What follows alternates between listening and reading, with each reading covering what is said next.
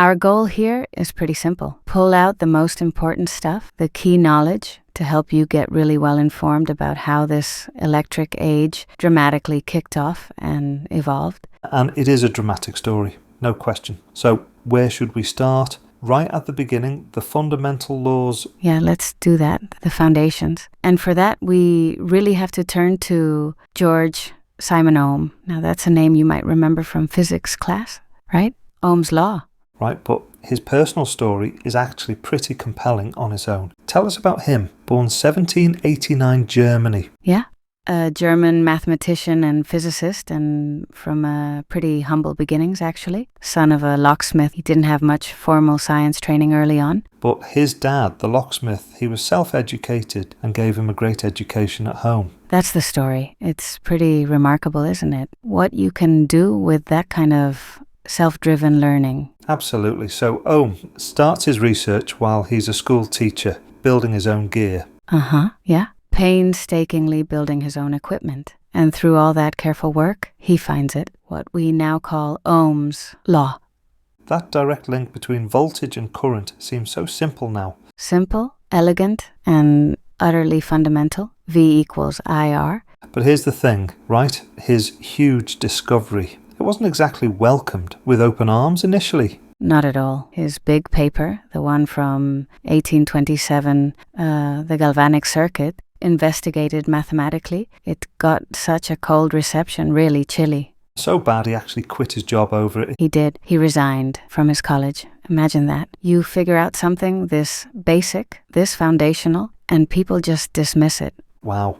It just shows how tough it can be for genuinely new ideas, even correct ones, to break through, doesn't it? Definitely. There's always that inertia in, established thinking. A real lesson in sticking with it then. But he did get recognition eventually. Oh yes, the Royal Society gave him the Copley Medal in 1841. That was a huge deal. And his name lives on literally in the unit of resistance. Yeah, the ohm. Precisely, and the impact. People often miss how transformative this was. Before Ohm dealing with electricity was, it was kind of empirical, a lot of tinkering, like an art form almost. Yeah, sort of an electrical art, or maybe alchemy, like you said, gave it a mathematical predictive framework. He turned electrical work from, just trying stuff out into a proper science. So engineers could actually design circuits, calculate things instead of just building and hoping. Exactly. That shift, absolutely crucial. You couldn't design any modern circuit without it. It really is the bedrock. Okay? So we have the fundamental laws, thanks to George Ohm. Yeah. Where does the story go next? Let's move to the pioneers who started to really unleash electromagnetism, make electricity to do useful things. And you have to start with Michael Faraday. Michael Faraday. Now, there's an extraordinary story. English chemist, physicist, very little formal schooling, mostly self-taught, almost entirely self-taught, yet he becomes one of the most influential scientists in history. It's really incredible. His genius wasn't just in inventing things, though. It was conceptual, right? Defining the electromagnetic field. That was huge. Shifting understanding away from just forces acting at a distance to this idea of a field filling space. That conceptual leap was immense. And he found that link between magnetism and light, showing this deep connection, plus his big discoveries in 1831, electromagnetic conduction. And diamagnetism and electrolysis. Yeah. Yeah, but like you said, these weren't just ideas on paper for him. He built things, practical devices. Absolutely. His electromagnetic rotary devices, those are the direct ancestors of electric motors. That's where electricity starts to look like, wow, this stuff can actually do work. So maybe not mass market right away, but the proof of concept was there. Electricity makes motion. Motion makes electricity. That really sparks the idea of widespread power, doesn't it? It really does, and he was apparently a brilliant communicator too. His public demonstrations like the ice pail experiment. Right, and showing the Faraday cage effect. Didn't he sometimes stand inside a frame to show electricity was a force, not some weird fluid? He did.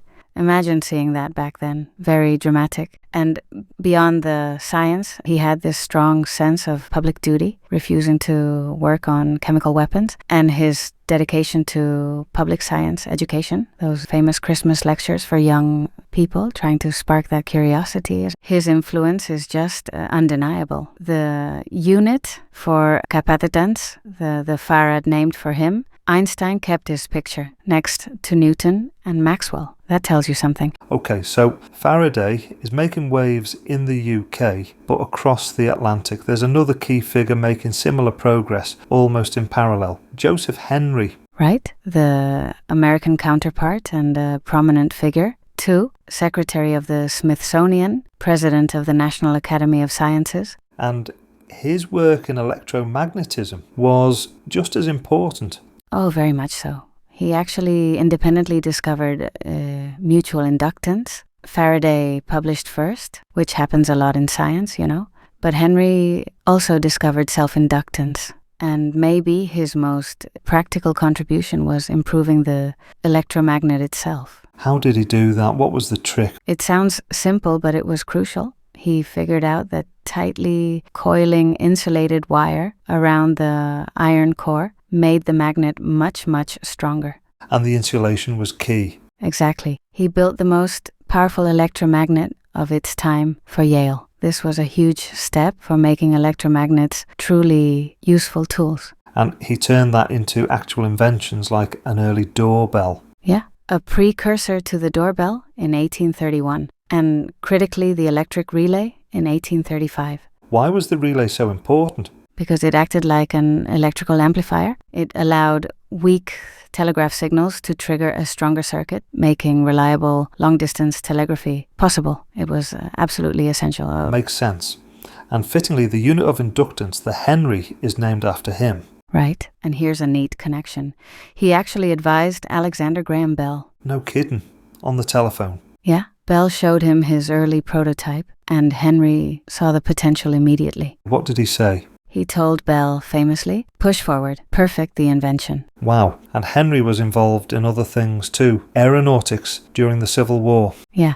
A bit of a side note, he endorsed Thaddeus Lowe, the balloonist, which led to the Union Army Balloon Corps using balloons for reconnaissance. Quite a varied career. It's fascinating, isn't it? Seeing these two, Faraday in the UK and Henry in the US, working independently, sometimes maybe competing a bit, but their discoveries just fit together so well. It really shows how science moves forward. Even with rivalry, it builds this collective foundation ready for industrialization. Which brings us inevitably to Thomas Edison, probably the most famous name in all of electricity. Yeah. But he was more than just an inventor, wasn't he? Oh yeah, prolific inventor. Over 1,000 US patents. Yeah. But also an incredibly sharp businessman. And his big innovations maybe was the Industrial Research Lab itself, Menlo Park, 1876.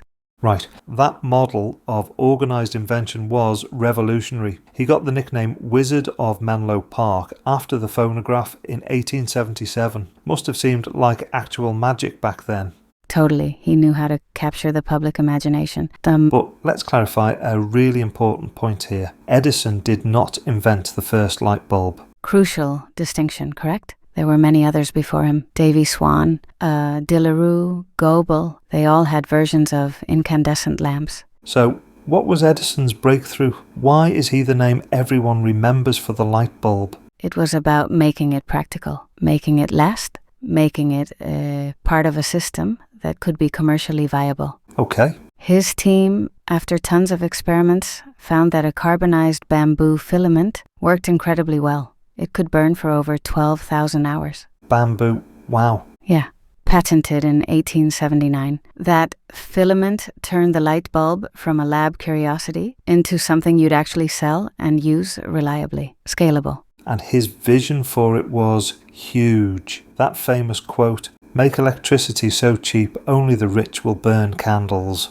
Yeah, which led him to form the Edison Illuminating Company in 1880, and then the big one, opening the Pearl Street Station in New York City, September 1882, delivering 110 volts DC downtown. That's the start of the electric utility business. Really a massive project. And Edison, brilliant as he was, didn't do it alone. There was this key figure, often overlooked, Francis Robbins Upton. Upton, Edison's first PhD hire from Princeton. Edison apparently called him cultured because of his academic background. A bit of a tease, maybe. Maybe. But Upton was absolutely Edison's secret weapon. Edison had the vision, the intuition, maybe the grand ideas, but Upton had the math and physics education. Exactly. He could translate Edison's concepts into practical engineered designs. He did the hard calculations. Like applying Ohm's law to figure out wire resistance for the whole lighting system, that kind of thing. Precisely that kind of thing. He researched the scientific literature, brought a more rigorous analytical approach to labs, trial and error method. So less guesswork, more engineering. Right? Upton was critical for designing the Pearl Street Station successfully. He bridged that gap between Edison's, intuitive genius and the nitty-gritty engineering needed. It really shows how Edison created this new R&D model. Not just a lone inventor, but a team with absolutely crucial figures like Upton making it work. And Upton even invented things himself, right? Something that sometimes gets mislabeled. Ah, yeah. The electric fire alarm detector, 1890, sometimes called a tire alarm because of an old typo somewhere. Funny how those stick. So Edison's DC system is up and running in New York, but it had a big problem, didn't it? A massive one. Direct current DC. It just couldn't travel very far efficiently. Maybe a mile or so from the power station before you lost too much energy. Which meant you couldn't power large areas easily. Huge limitation. Exactly. It left vast areas dark, creating this huge opening for a different approach. Which is where alternating current AC comes in. What was the key advantage of AC for sending power over distances? It was all about the transformers. A C voltage can be easily stepped up to very high levels for transmission sending at miles with minimal loss, and then stepped back down to safe, usable levels near the customer. DC couldn't do that easily back then. That's the game changer. And this technical advantage brings another giant onto the stage, Nikola Tesla, who interestingly actually worked for Edison for a bit. He did, yeah, at Edison Machine Works. Apparently it was pretty frustrating for Tesla, though Edison did say he was a damn good man after Tesla fixed some faulty dynamos on the SS organ. But Edison didn't really pick up on Tesla's own ideas for things like arc lighting. No, they didn't go anywhere within Edison's company. Tesla eventually left and he hit a real low point, apparently broke, even had to dig ditches for a while. Incredible. From digging ditches to sparking a revolution, he partnered up with Alfred S. Brown and Charles Fletcher Peck. Right? And together they started developing new AC motors and generators. Tesla's polyphase induction motor and his transformer designs, those were the absolute key breakthroughs for AC power. And that got George Westinghouse's attention. Big time. Westinghouse saw the potential immediately. He licensed Tesla's patents, paid $60,000 cash plus stock and royalties, a huge sum then, and he hired Tesla as a consultant to develop practical AC systems, even for things like streetcars.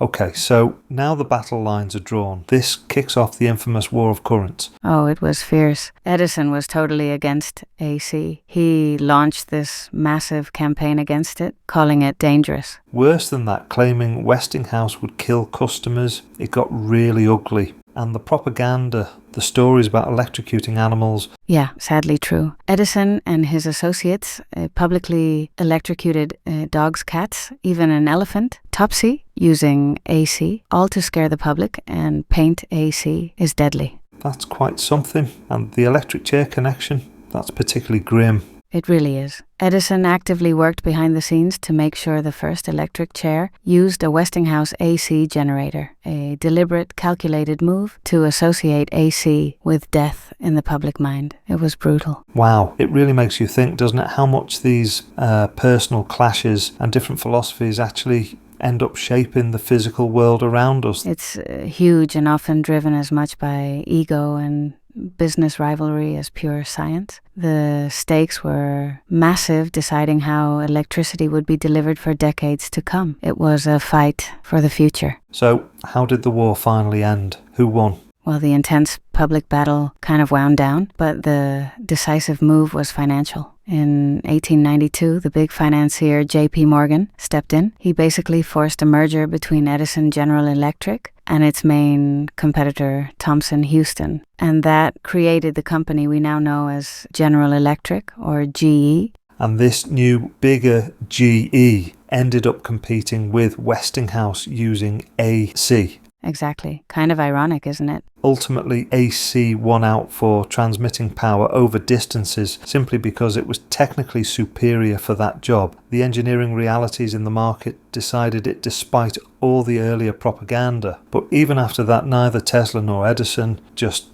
packed it in. They kept inventing, kept pushing beyond just lighting systems. Absolutely. Tesla especially never stopped chasing his really big visions, particularly wireless technology. The Tesla coil comes to mind. Right? He developed that after learning about Heinrich Hertz's work on electromagnetic waves. It created these amazing high voltage, high frequency displays. He'd light lamps wirelessly across the stage in his demonstrations. Very spectacular. But his dream was bigger than just cool demos, wasn't it? Transmitting signals, even power wirelessly. That was the grand ambition. He wanted to transmit intelligible signals or even power to any distance without the use of wires using the Earth itself, which led to his huge project on Long Island, Wardenclyffe Tower. Funded by J.P. Morgan, again initially, but didn't get finished. Morgan pulled the funding. Yeah, it was incredibly ambitious, probably too ambitious and costly for the time. It never became operational. It's one of history's great what-ifs. What if Wardenclyffe has succeeded? But Tesla kept working on other things too. Early X-rays, radio control. Oh yeah, he did early experiments with X-rays. Took an X-ray of his own hand. He developed a radio-controlled boat, the teleautomaton he called it, basically an early drone, and a unique bladeless turbine design. His mind was just constantly working. What about Edison? What did his later years look like? He stayed very active too. One big focus was finding a domestic source of natural rubber. He collaborated with Henry Ford and Harvey Firestone on that down at his lab in Fort Myers, Florida. Did he succeed? He did, yeah.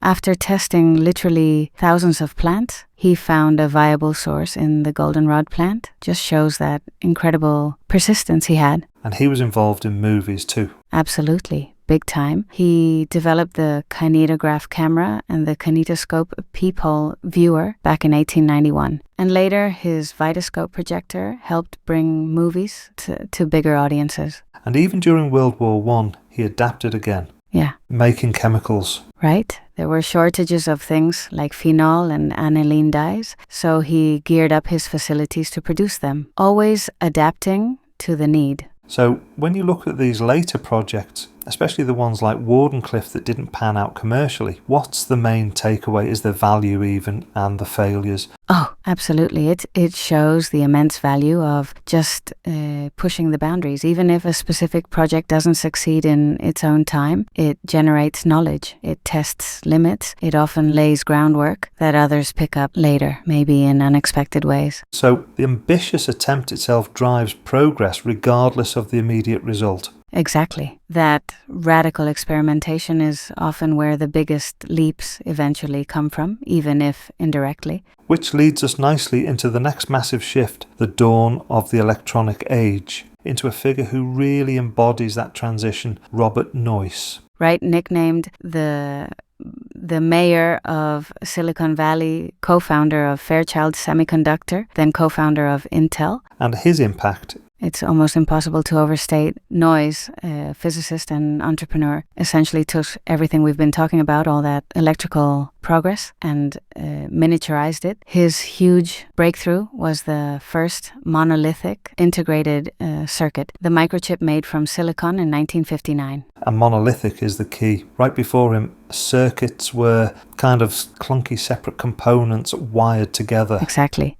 Noyce's idea building on work by Jack Kilby, who had a slightly earlier version, and Jan Hoerni's planar process, was to put all the components, the transistors, resistors, capacitors, everything onto a single piece, a single monolith of silica. And connect them right on the chip surface. Yeah, with printed aluminium lines. That was a crucial step that made mass production feasible. Suddenly you could make incredibly complex circuits cheaply and reliably. And that just unleashed everything, didn't it? The personal computer revolution, modern electronics. It literally gave Silicon Valley its name. It absolutely did. And you can draw such a direct line, can't you? From Ohm's basic laws, Faraday's fields, Edison industrializing invention, the AC-DC fight, all of that created the conditions for Noyce's miniaturization on that whole history. And Noyce himself, his leadership style, also kind of set the tone for Silicon Valley culture, didn't it? Very much so. He wasn't a top-down guy. More roll up your sleeves, treat employees like